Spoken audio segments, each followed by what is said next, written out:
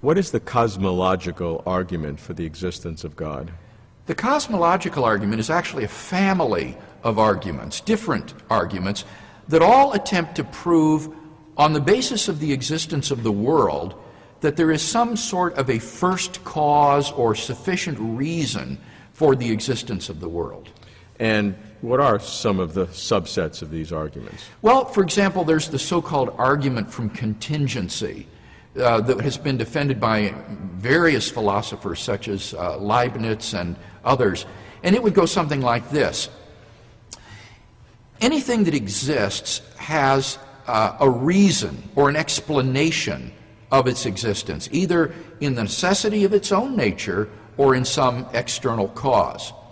Now, if the universe has an explanation of its existence, that explanation would be God, a transcendent being beyond space and time. The universe is something that exists, obviously, and therefore it would follow that the universe has an explanation of its existence, and that explanation is God. That would be a kind of quick and easy summary of the basic premises of the contingency argument. And then one would need to talk about why one believes those premises to be true. Are there some other cosmological arguments? Yes. Another version would be the argument for a first temporal cause of the universe. And it's very simple. It would go like this. Whatever begins to exist has a cause. The universe began to exist, therefore the universe has a cause.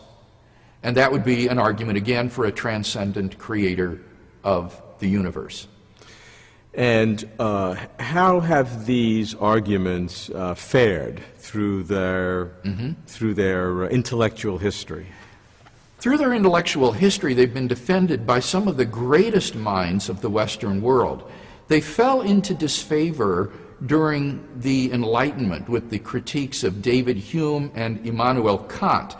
But during the 20th century, these arguments have resurfaced with enormous vigor, such that today, among the finest philosophers in the English-speaking world, you will find sophisticated defenders of all of these traditional arguments for God's existence. So we're really living at a time which is enjoying something of a renaissance of natural theology. And with the cosmological argument, has some of the cosmological data from the world of science, the Hubble telescope, been helpful or contradictory? Oh, it's been very helpful.